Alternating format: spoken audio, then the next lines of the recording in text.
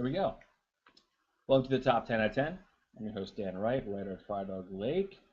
Today is the 20th of June, 2014, and here's the top 10 stories today.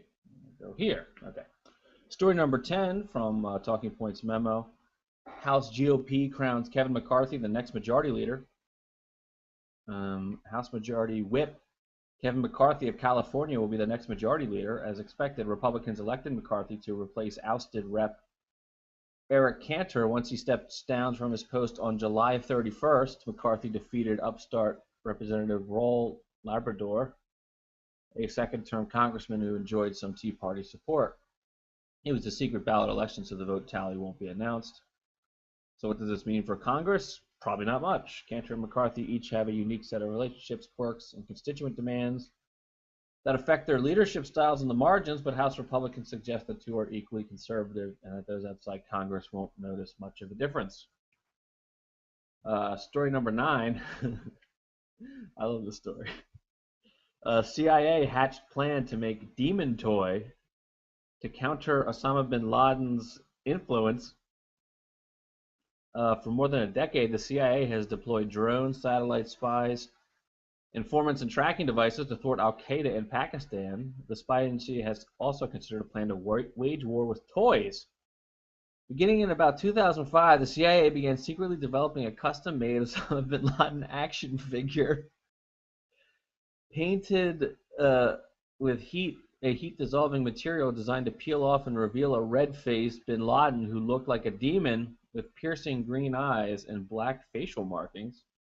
The goal of the short-lived project was simple: spook children and their parents, causing them to turn away from the actual bin Laden. Oh my God. Good Lord. All right. The code name for the bin Laden figure was Devil Eyes. And to create them, the CIA turned to one of the best minds in the toy business, said those familiar with the project who spoke on the condition of anonymity. Because they weren't authorized to discuss projects publicly, the toy maker was Donald Levine, the former Hasbro executive who was influential in the creation of the widely popular G.I. Joe toys.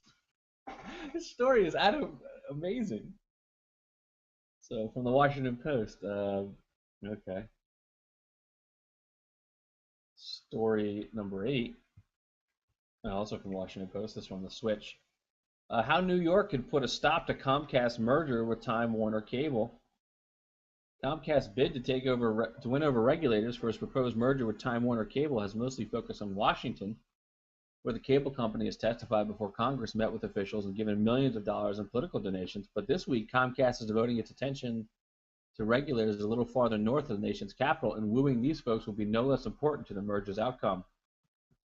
If Comcast fails to convince state regulators in New York that buying up Time Warner Cable would benefit consumers, the PSC has the power to block the merger from happening within the state, says Brad Ramsey, the top lawyer for the National Association of Regulatory Utility Commissioners.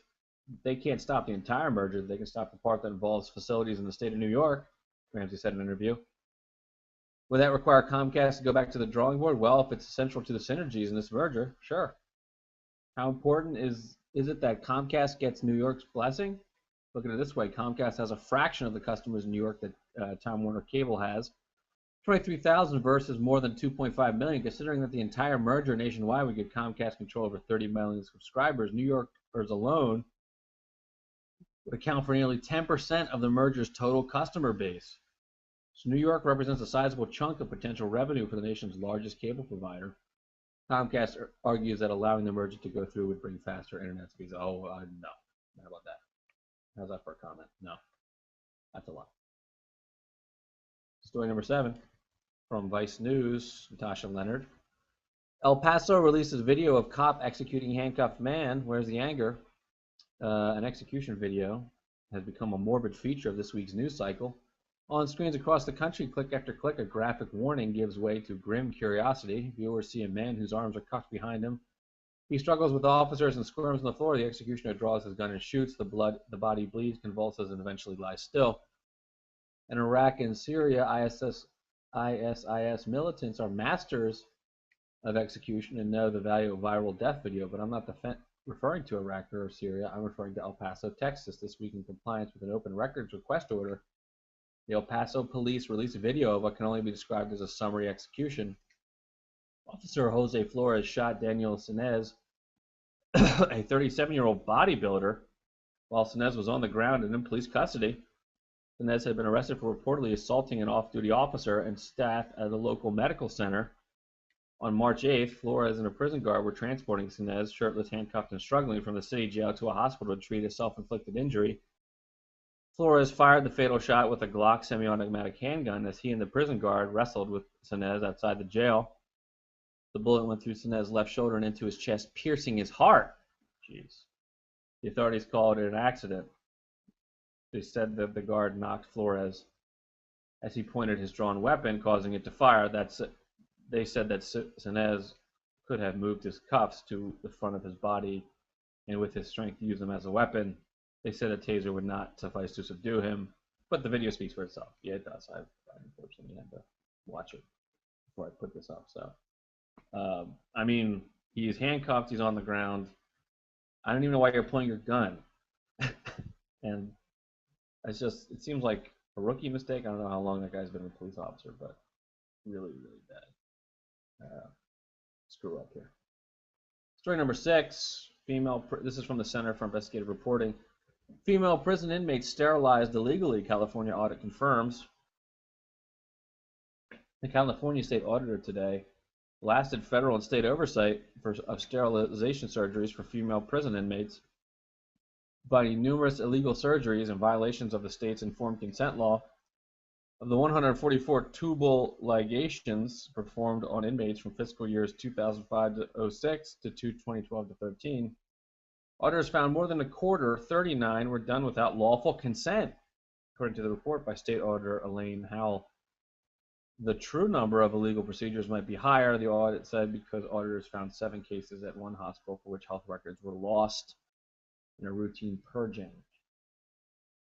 Sterilize them. Oh boy, we're back to that. We're back to eugenics already. It didn't take long. Story number 5. Prosecutors, Governor Walker, part of a criminal scheme.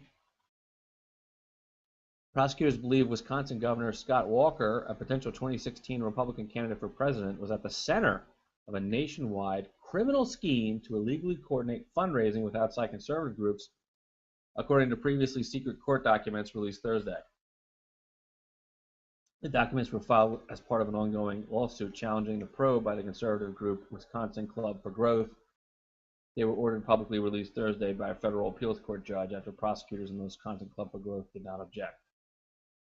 One of the filings from prosecutors outlines previous unknown details about the investigation that began in 2012 as Walker was facing a recall election. The scope of the criminal scheme under investigation is expansive and includes criminal violations of multiple election laws, including filing false campaign reports. Prosecutors said Walker, his chief of staff Keith Gilks, and top advisor R.J. Johnson were discussing illegal coordination with a number of national groups and prominent figures, including GOP strategist Karl Rove. Walker's campaign spokeswoman, Gilks and Johnson, did not immediately return messages seeking comment while he eyes a run for president. Walker is seeking re-election this year against unlikely Democratic nominee Mary Burke. Uh-oh. Bad news for Scott Walker.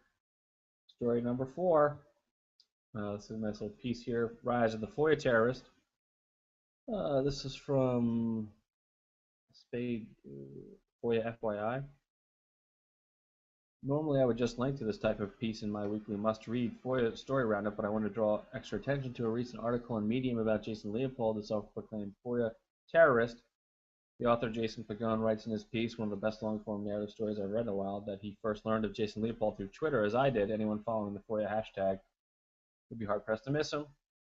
This goes through FOIA's struggles and his in-your-face attitude.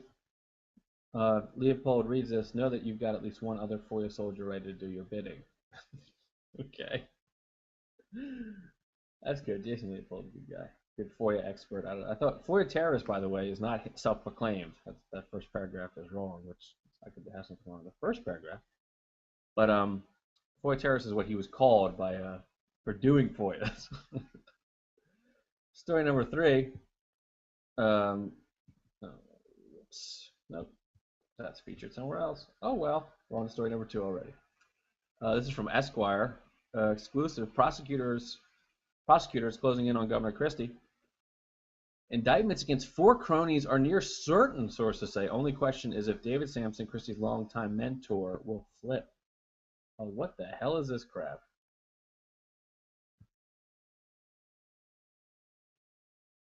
You gotta be kidding me.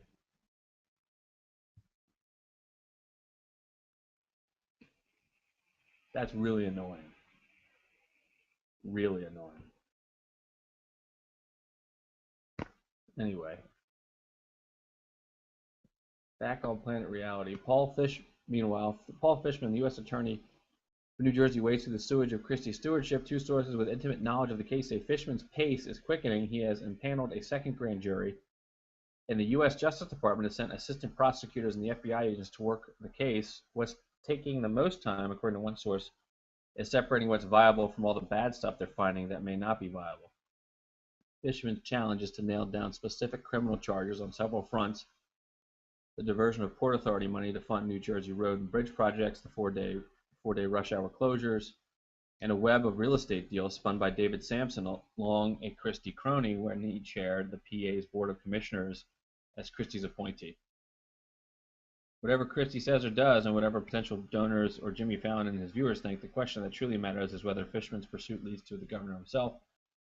Christie's a Port Authority appointees, not only Sampson, but former PA Deputy Executive Director Bill Baroni and his oddball sidekick, David Wildstein, all face near certain indictment and are being pressed to hand up Christie, as is the governor's former chief counsel, Charlie McKenna. Wildstein, portrayed as a mastermind behind the traffic problems, has made proffers to Fishman's investigators, hoping to trade information to the prosecutor in exchange for a gentler legal treatment. But Fishman has cut no deals with anyone so far, and the looming indictments have encouraged Christie's PA appointees to saying, "Don't underestimate what Wildstein has on Christie," said one source. And Wildstein and Baroni have both turned on Sampson. If Sampson doesn't give Fishman Christie, Sampson is toast. So I guess we'll see on this one. And the number 1 story from yours truly, Fire Dog Lake. Iraq Prime Minister Maliki refuses to step down after U.S. request. Iraqi Prime Minister Nouri al-Maliki said that he will not resign from office as a member of the U.S. government, as members of the U.S. government have requested, even if that means the U.S. will not provide military support against IS militants. Many in the U.S. government view Maliki's Shiite-dominated government as contributing to the sectarian divisions now once again boiling to the surface in Iraq. ISIS and their supporters are Sunnis, and part of their grievance against the Maliki government is related to a belief that they are being excluded from power due to their sect. Maliki's spokesman said he wouldn't step down. Regardless of Maliki's claims to legitimacy, it is clear that some of the Pentagon blame him for the instability in Iraq, such as Chairman of the U.S. Joint Chiefs of Staff Martin Dempsey, who said Iraqi government forces surrendered in Mosul because, quote, they were uncertain of Prime Minister Nouri al-Maliki's government's unfair treatment of the people of the city.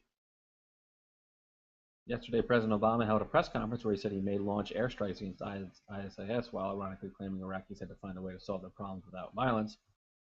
Whether or not Obama will make those airstrikes contingent on Maliki stepping down, it's hard to say now that Maliki has publicly said he is staying. Obama also claimed that the U.S. military force would not be used to support one sect over another, which is going to be difficult for many Sunnis to believe if the U.S. government uses military force to protect Maliki's Shiite-dominated government. That's going to be hard to believe. We're not on their side, but we're bombing on their behalf. And that is the top 10 of 10. If you have a story you'd like me to feature on the top 10 of 10, please tweet me at Dan S. Wright. Sure to read all the stories at firedogblake.com. Thanks for watching. See you later.